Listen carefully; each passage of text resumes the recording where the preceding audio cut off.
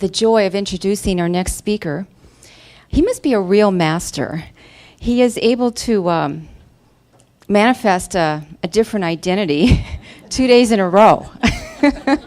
Yesterday he showed up as his alter ego as the Colonel.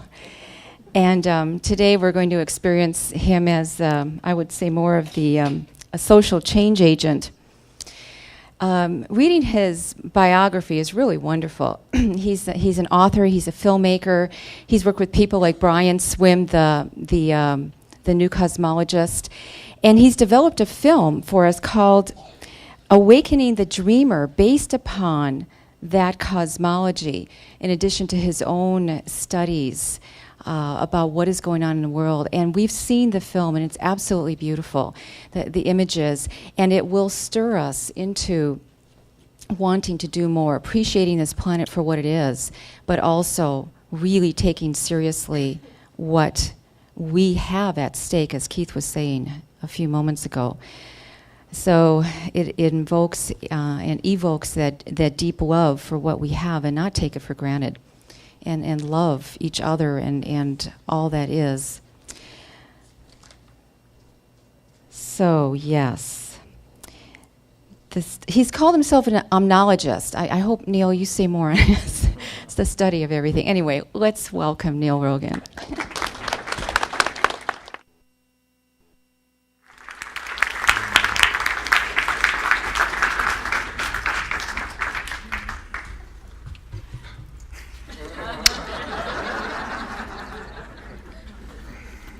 Halima said that the Colonel's my alter ego. He's actually my sacred identity.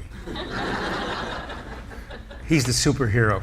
I guess I'm the Clark Kent character. So yeah, I'm not an esotericist, and ho ho ho. I actually call myself an omnologist. It's a word I had to make up. Omnology is the study of everything in particular. And so I'm interested in what everything is doing. And I mean the big everything, as in there's 6 billion ways to look at everything, but there's only one everything. So what is everything up to?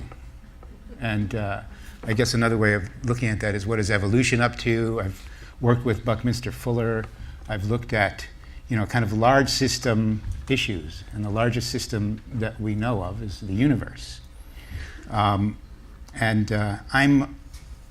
fortunate enough to be on the board and be deeply involved with an organization that started by working with indigenous groups in the rainforests of Ecuador. It actually developed out of a call from the forests from an indigenous group on behalf of nature. And we went down there and started working with them and helping them. This is the Achuar people of Ecuador. The organization is called the Pachamama Alliance.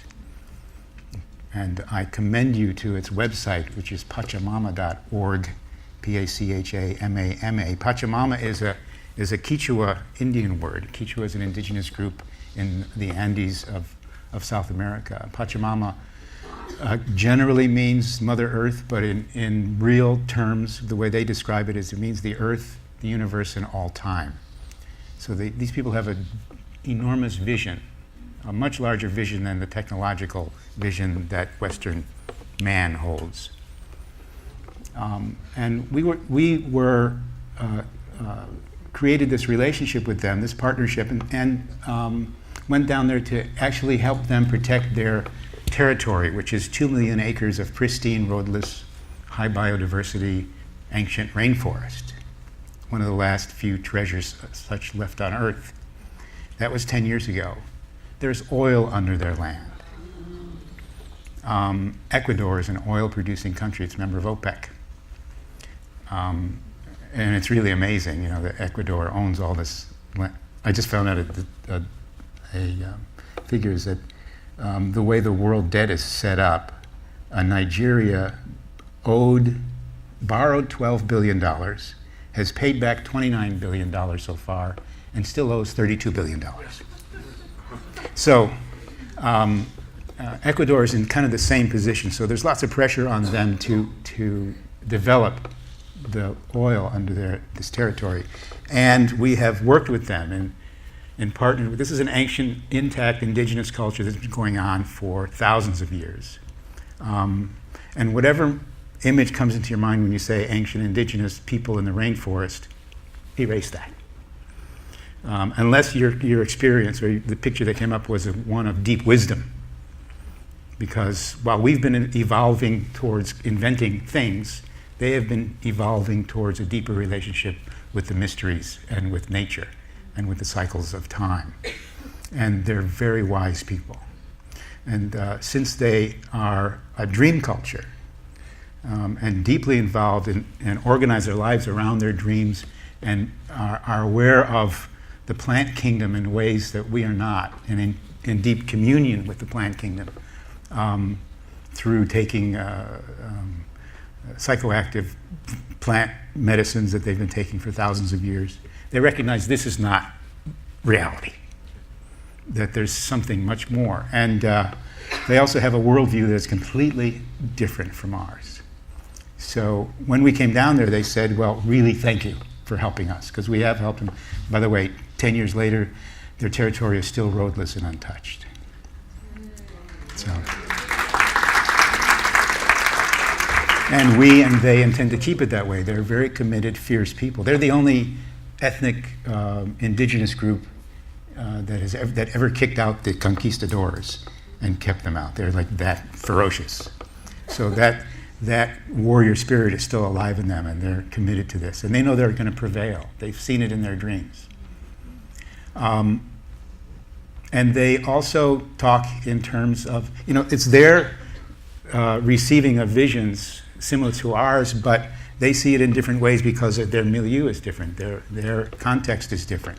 They talk about a prophecy called the prophecy of the eagle and the condor. And this is an ancient prophecy. They look in blocks of time of 500-year cycles. And they call them Pachacutis. And we've come to the end of a Pachacuti just recently. They recognize that the eagle is the people of the mind, us.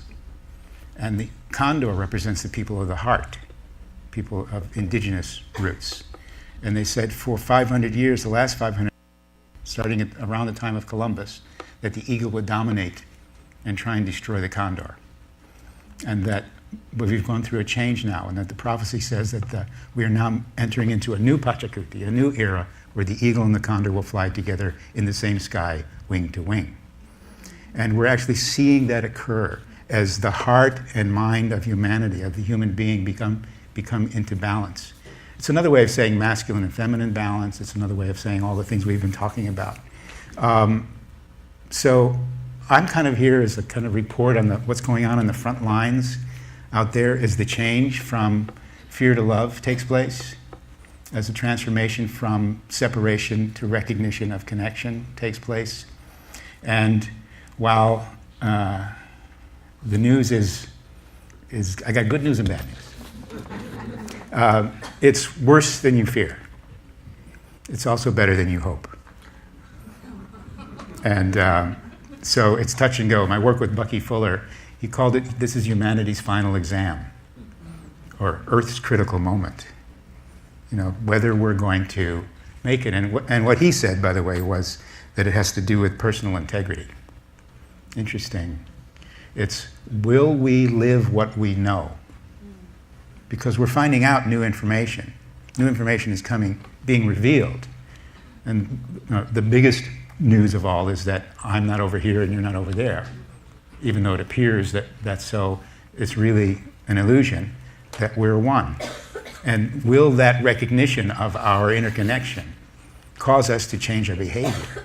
Do we have the integrity to act on new information even though it's very inconvenient to the systems we've created? So that's the exam that's taking place. How this film came to be came out of this conversation we had with the indigenous people, where they said, thank you for coming and helping us. We really are glad you're here, but if you really want to make a difference, go back and change your dream. So it was this admonishment, please change the dream of the North. because they recognize that it is the dream, or our worldview. They have the sophistication to recognize that we operate out of a dream, out of a worldview, out of the way we see the world, that allows us to do things that to them obviously looks insane. They say, they're being kind to say that we're asleep. What they really say to each other is that we're crazy. And actually they do, the indigenous people are in touch with each other, and they're waiting, standing on the sidelines, waiting for the crazy people to kill each other so that they can take back over again. And there's so much to say, and I wish I had time to tell you all about it. But it's really remarkable to be in communication with this kind of wisdom, a wisdom that isn't, coming out of the esoteric knowledge of the Western traditions. It's just something else. And it's a beautiful expression of the spirit of nature itself. But what they said was change it, and we went, great, sure, okay. How do we do that? And it worked us like a koan, kind of like a stone in our shoe for a while. And then about 4 years ago, the people at Pachamama began to work on what would it take to change the dream, or what is the dream? And so we've developed a day-long symposium. It's actually, we're reducing it down now, and it's in the process. We unveiled it last year. It's called Awakening the Dreamer, Changing the Dream. And its purpose is a beautiful mission statement. I just want you to hear it. It's to bring forth an environmentally sustainable, spiritually fulfilling, and socially just human presence on this planet. To bring forth an environmentally sustainable, spiritually fulfilling, and socially just human presence on Earth. And given that,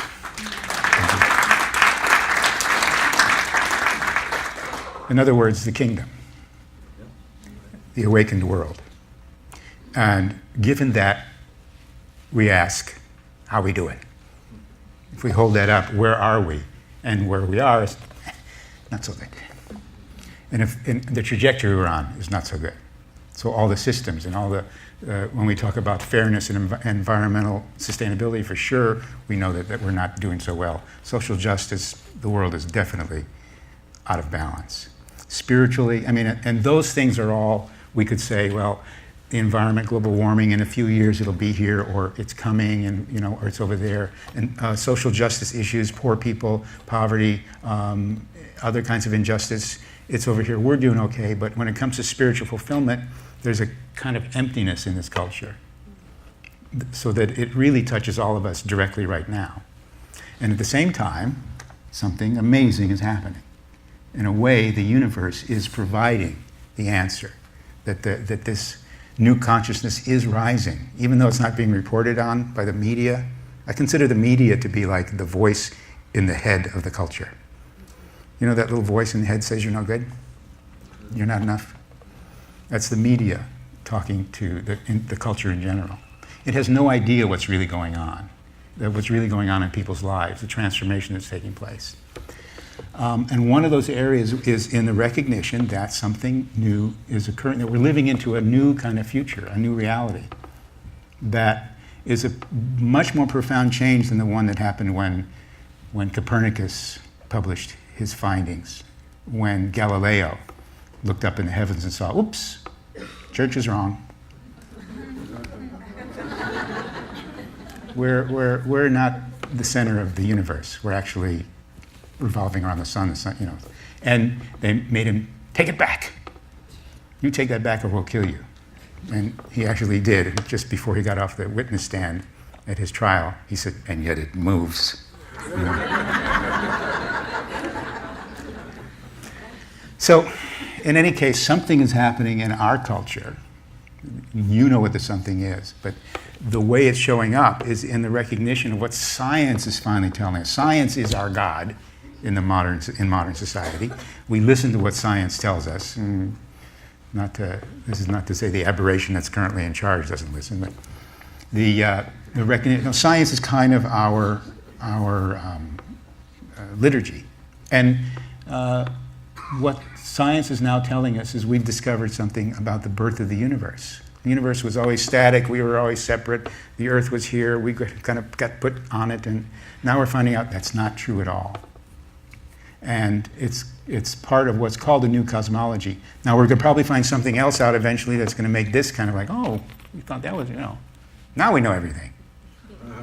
But this is a film that I did based on the work of Thomas Berry, who is a Catholic theologian and cultural anthropologist, cultural historian, who's 91 years old, who I really recommend to you, is an essayist. He's got a book called The Dream of the Earth, which is phenomenal, beautiful expression, huge vision of the human-earth relationship. And Brian Swim. Brian Swim is a mathematical cosmologist. He appears in the film.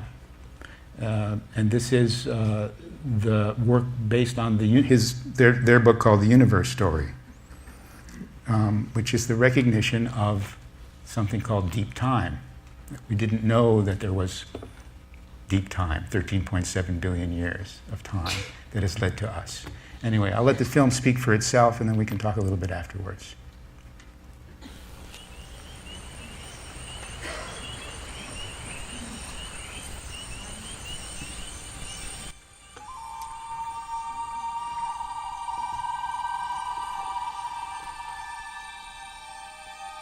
For millions of years, every morning on Earth has dawned upon a world of greater biological diversity than the day before. In her endless journey around the sun, our sweet and generous Earth has brought forth an ever-increasing expression of complexity and sophistication, of beauty and wonder.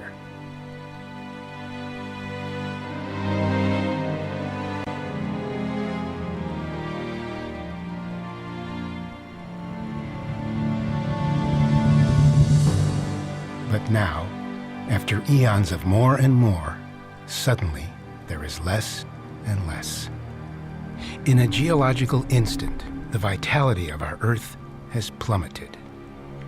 Every one of our vital life systems is showing signs of a serious and precipitous decline. So serious that most biologists now agree that we are in the midst of what they call a mass extinction event. The last time that happened was 65 million years ago, when an asteroid ended the reign of the dinosaur. But now, the cause is an asteroid. For it is the impact of human activity, specifically technological, industrial, civilized human activity, that is literally destroying our planetary life support system. Are we being alarmists? You bet. Because this news is alarming, and alarms are designed to warn us of danger and to wake us up. It's time to ask some serious questions, like, what spell have we fallen under that would allow us to destroy the very system upon which we rely for our own survival? And how do we break that spell? If we are going to find our way to a workable future, it might be wise to first go back to the distant past. All the way back to what science currently views as the beginning of everything.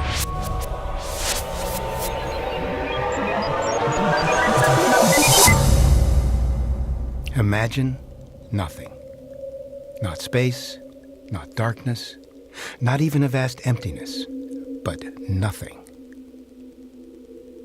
Now, imagine everything.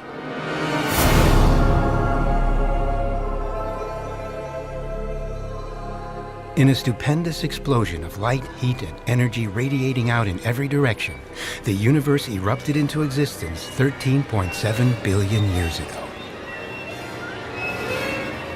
We can see that everything that ever was, is, or will be was compressed into a space smaller than a seed, tinier than a tear, more minuscule than a molecule.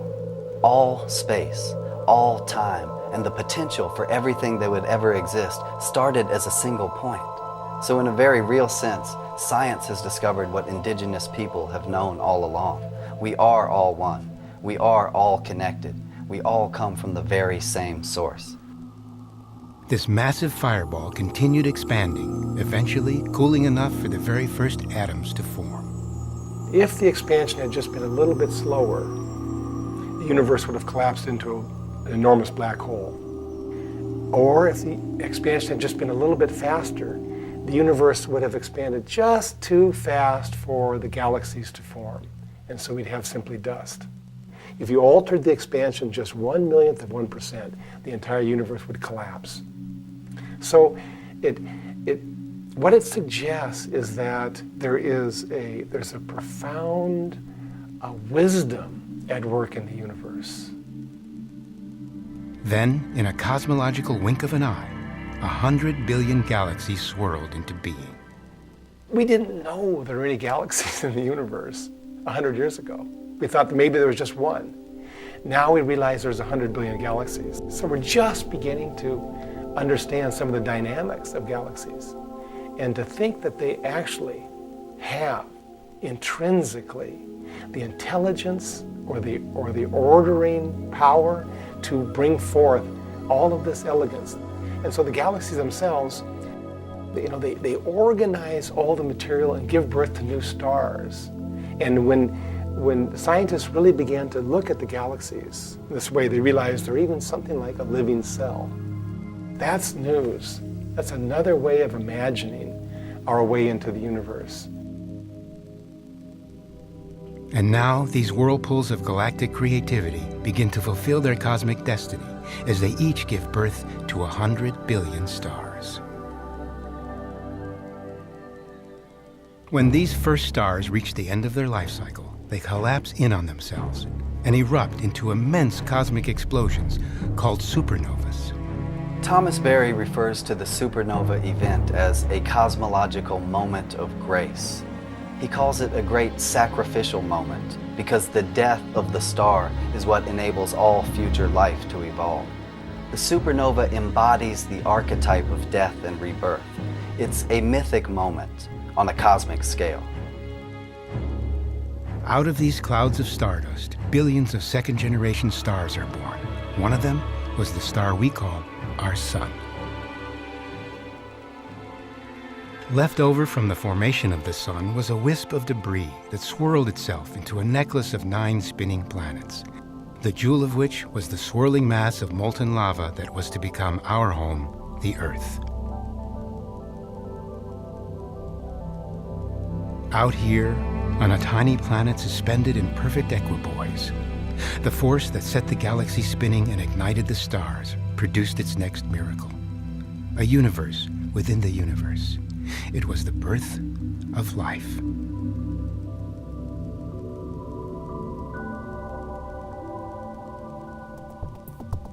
Now this miraculous manifesting force began to clothe itself in biology, expressing itself in increasingly complex and sophisticated expressions of beauty and elegance.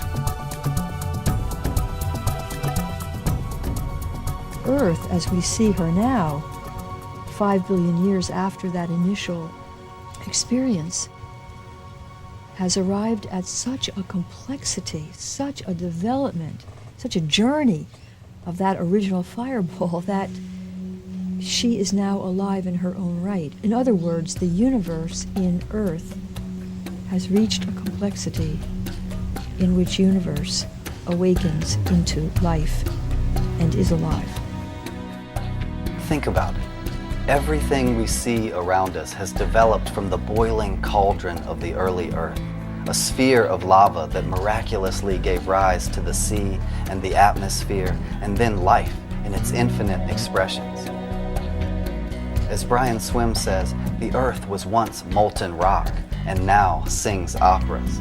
So all creativity and all consciousness arises in some mysterious way from the depths of the Earth itself. Right into the heart of this immense celebration of biological creativity, the universe produced its next surprise. An upright tool-using primate with an opposable thumb and the remarkable ability to reflect on its own existence. In essence, after nearly 14 billion years, the universe had created a way to become aware of itself. We are the universe reflecting on itself. We are Earth become conscious. And this changes everything. Human beings lived in harmony with nature for eons. until they discovered how to cultivate crops and domesticate animals. While most humans continued on in their nomadic ways, some chose to settle in one place. And in a mere 10,000 years, they created everything we now consider to be human history.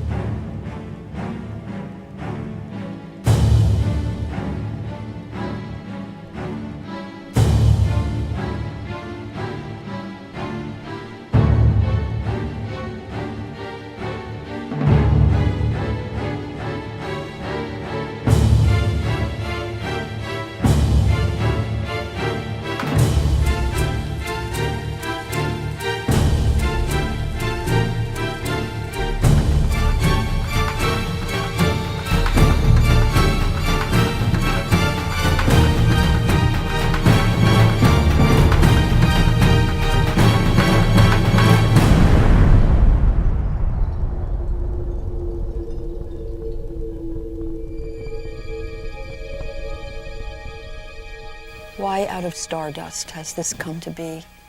Why birdsong? Why green? Why the lushness of palm and the stability of cypress and the grandeur of the mountains? And why the oceans with their billions of teeming life forms? We are part of a journey so much more than we ever could even imagine. As we move into this understanding, we have a new identity of ourselves as cosmological beings. We're not just Americans, we're not just French, we're not just Democrats, we're not any small category. We are the universe in the form of a human, and it's true of everyone. It's an amazing new understanding of ourselves that is so profoundly inclusive. And everyone is part of this. Everything is part of this. And we discover as well a profound kinship, that no matter what being we're talking about on the planet, we are related. We're related in terms of energy. We're related in terms of genetics. We're all in one way or another like a form of kin. And that it's overwhelming. So it's just now coming into human awareness. It's going to take a lot of reflection to embody this fully, but it is a massive change in human consciousness. The universe arose and gave rise to the galaxies. The galaxies gave rise to the stars. Our sun gave rise to the earth, and the earth gave rise to life and to all that we are. And now it is causing us to awaken from our dream of lonely isolation so we may rejoin the great community of life and take on our part in this stupendous unfolding story. As Thomas Berry says, this is our great work.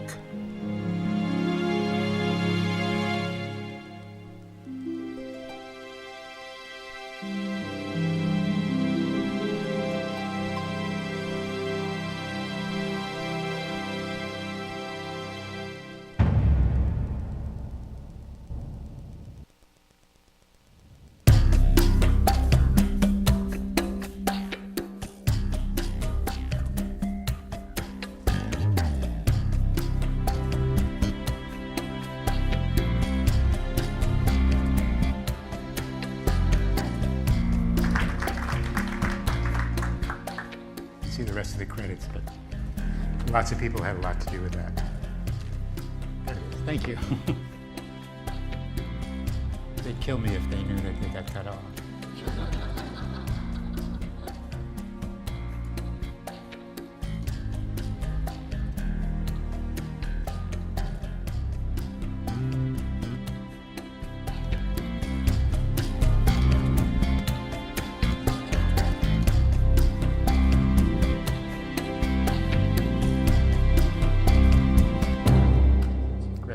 Thank you. So, as Sister Miriam McGillis says, this changes everything. This new context of us being within the very matrix of that which created us, not separated from us, but a very expression of us. For what is God but the manifest universe. And so for me personally, it's been working on this has brought me into this sense of the concept of interconnection is a wonderful concept. I mean, it's great to think about, but to actually experience, look out at the stars and at the moon, and to recognize that the moon is the perfect size and the perfect distance, has the perfect mass to just pull the tides enough to keep the oceans alive. And the intention of that, to be within just the wisdom that created that. It's now I'm without I know it sounds a little bit sacrilegious, but I consider God to be the Big Banger. And to be living, to have an experience, a palpable experience of living within the very nature of God and what created me, and to have my thoughts be those divine thoughts, even though my separate thoughts are, the thoughts coming from the network. My ego thoughts are like commercials. So, and I've been involved with the New Age for a long time. I consider myself one of the New Aged.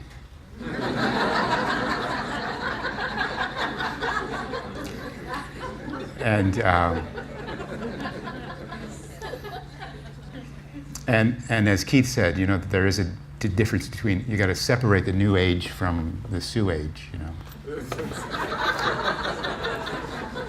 But to recognize that something is happening, we call it the immune response of planet Earth. That there's some rising up, as my friend Swami Beyondananda says, that we are wising up.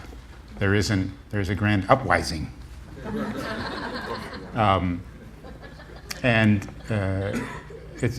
I have seen it in various places, and you need to connect the dots, but there is a radiant web that is emerging. And our job here now is, since we live in a world where there are two worlds, one that's dominant and dying away, and one that is ephemeral and emerging and becoming more every day. And as we say in the symposium, our job is to hospice the death of the old world and to midwife the birth of the new world. And it's our job. We're the parenthetical generation. And so we're the bridge generation. We have the privilege of being born in one world and to die in another world, and to be alive when the two worlds coexist and transit to what we all see and know is coming. It's a real privilege to be speaking to you, to be in front of you, to have been with you these last couple of days, and to share my work with you. I consider you the varsity of the New Age. The people who are the antennas, the esoteric intensity, of your listening for what's really true, what's guiding us. I really appreciate your dedication, and I honor your work, and I thank you for allowing me this time to be with you.